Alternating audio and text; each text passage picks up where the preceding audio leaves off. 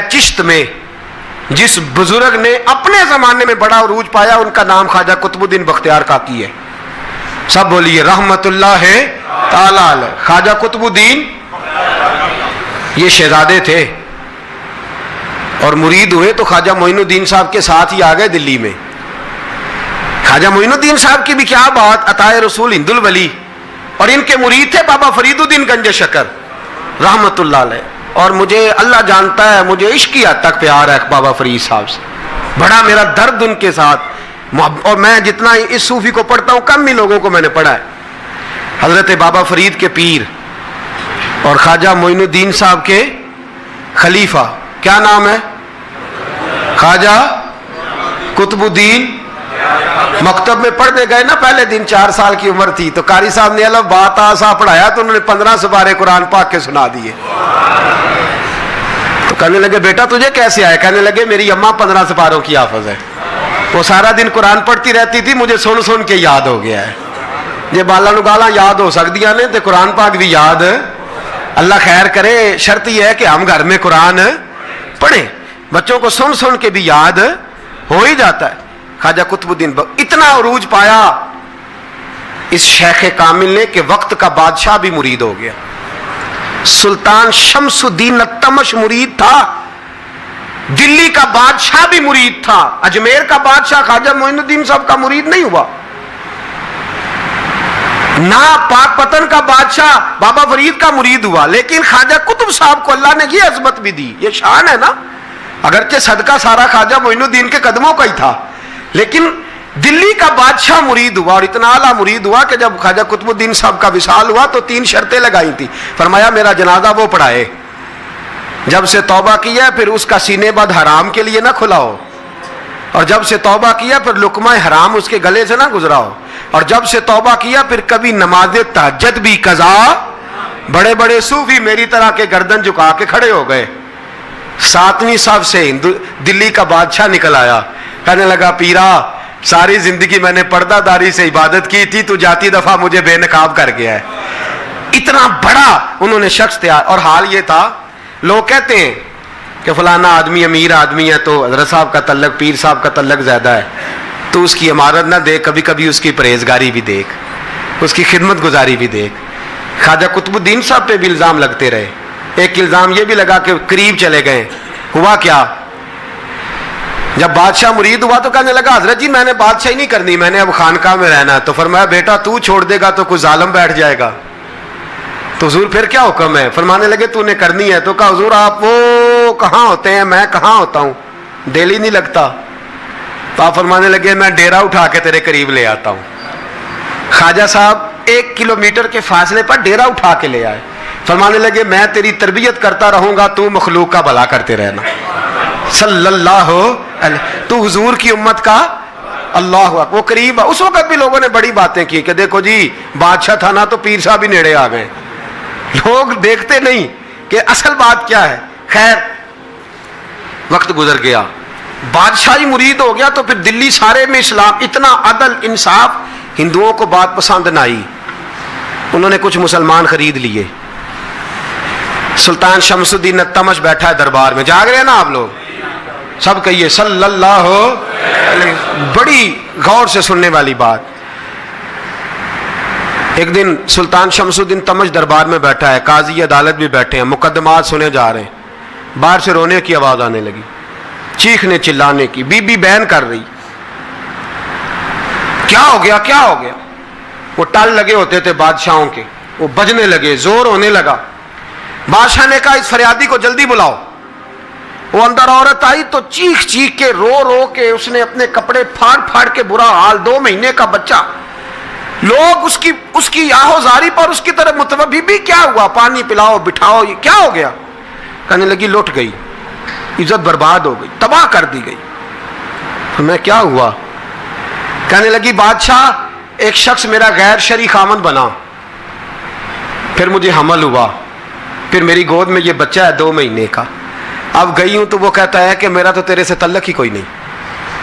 बादशाह कहने लगे ये सुल्तान शमसुद्दीन तमश की जगह है और میں نے رسولullah صلی اللہ علیہ وسلم کے دین کے مطابق حکومت استوار کی ہے. کون ہے جو تیرے ساتھ؟ ابھی گردن نہ کاٹ دوں گا. بات کر کون ہے؟ کہنے لگی تو کچھ بھی نہیں کرے گا, کوئی کچھ نہیں کر سکتا. لوگ کلمے چھوڑ کے بیٹھ گئے, توجہ ادھر ہو گئی. پراپوگنڈے بڑا اثر کرتے ہیں معاشرے پہ. رنگ ایسا عجیب ہے, انداز ایسا عجیب ہے. فرمایا بات تو کر. اس عورت کی آواز گونجی تو حالات ہی خراب ہو گئے. کہنے لگی بادشاہ حوصلہ پیدا کر سننے کا. کہا تو بات کر. کہنے لگی میرے گود میں جو بچہ ہے یہ قطب الدین بختیار کاکی کا ہے, یہ تیرے پیر کی ناجائز اولاد ہے. اٹھاؤ, پروفیسر سلیم چشتی نے پی ایچ ڈی کی ہے, وہ لکھ رہے ہیں اس واقعے کو. تیرے پیر کا ناجائز بچہ ہے. ہاتھ کانپنے لگے بادشاہ کے. کہنے لگے یا اللہ کبھی تو قیامت برپا کر دے تو معاملہ ٹھیک ہو جائے, میں تیری زبان کھینچ دوں گا تیری گر. تو نے بات کیسے کی؟ کہنے لگی میں نے کہا تھا نا تیرے اندر حوصلہ نہیں, میری عزت تار تار ہو گئی اور تو پیر بچا رہا ہے. اللہ اکبر. سلطان شمس الدین تمش آسمان کی طرف دیکھ کے کہنے لگے مولا مجھ مجرم کو جس کی برکت سے اٹھا کے تو نے مسجد میں پہنچایا, آج مجھے تو نے کس امتحان میں ڈال دیا؟ یہ کیا رنگ تو نے زندگی کا بنایا ہے؟ کہنے لگی بلا اسے, اڑاب گردن. اللہ اکبر. خواجہ قطب الدین بختیار کاکی, ذرا اس جگہ پہ اپنے آپ کو کھڑا کر کے دیکھ میرے دوست. جو شخص دلی کے بازار میں نکلے تو دکانیں بند ہو جائیں, عورتیں گھروں میں گھس جائیں, جس کے نام پر چرچے ہوں دین کے, وہ شخص لاٹھی ٹکاتا ٹکاتا. عرس منانے آسان ہے, ڈھول ڈمکے کر کے گھروں کو جانا آسان ہے, پر ذرا ان کی راہوں کا مسافر تو بن انہوں نے انداز کیا اختیار کیا ہے. حضرت خواجہ قطب الدین بختیار کاکی, خبر پھیل گئی. اتنی شہرت پاکیزگی کی نہیں ہوئی تھی جتنی اس جرم کی ہوئی. لاٹھی ٹکاتے ٹکاتے جب پہنچے نا بادشاہ کے دربار میں, بادشاہ اٹھنے لگا, قاضی اٹھنے لگا, لوگ اٹھنے لگے, تو قطب الدین بختیار کاکی کی آنکھوں میں آنسو آئے. مانے لگے بیٹو بیٹھ جاؤ, آج میں پیر بن کے نہیں آیا, میں مجرم بن کے آیا. اور کہا میرے مالک کا انصاف بھی دیکھو, دلی کا پیر آج دلی کی عدالت میں اپنے نا کردہ جرم کی صفائی دینے آیا ہے. بڑی لاٹھی پہ ٹیک لگائی. دلی کی گلیاں بھی روتی ہیں کہ یہ کیا رنگ, اللہ یہ تیرا کیا رنگ ہے, یہ تے میں گڈی تے ہاتھ ڈور سجن دے, او جنج رکھے اونج رہنا ہے, واجب نہیں جے وچ شریعت, منڈا خسم نو کہنا اے تن میرا کنگھی ہووے, میں زلف سجن دی واواں, پوش میرے دی جتی بن جائے, میں یار دی قدمی آواں, مارو مارو مینو مار مکاؤ, کوئی یوزر نہ پیش لے آواں, جے سونا ہی میرے دکھ وچ راضی, جے سونا ہی میرے دکھ وچ راضی, تے میں سکھ نو چلے ڈاواں, پر یار فریدا کدی مل پے سونا, یار فریدا جے کدی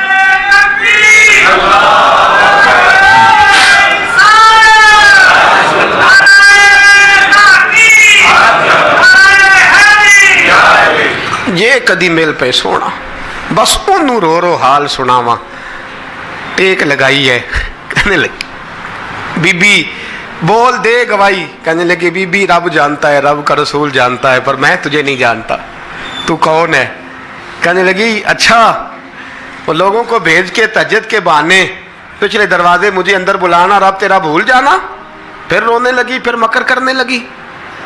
مجھے بتائیے ایسا کوئی مقدمہ ہو تو لوگ کیا کہتے ہیں؟ یکدم حالات بدلتے ہیں کہ نہیں بدلتے؟ دلی کا ماحول ہی بدل گیا, سارا سارا حرام کی بدل گیا. وہ عورت تو ہندو تھی, اس نے تو جھوٹ موٹ کے کلمے بھی پڑھ رکھے ہیں. اللہ اکبر. خواجہ صاحب پوچھتے ہیں گواہ ہے کوئی تیرے پاس؟ تو 4 کلمہ پڑھنے والے کھڑے ہو گئے. اللہ کرے کلمہ پڑھنے والے بکا نہ کریں, آمین تو کہیں. تو کھڑے ہو کے کہنے لگے ہاں ہم نے آتے بھی دیکھا ہے, جاتے بھی دیکھا ہے. خواجہ قطب الدین صاحب نے نظر عثمان کی طرف اٹھائی, کہنے لگے اچھا جو تیری مرضی,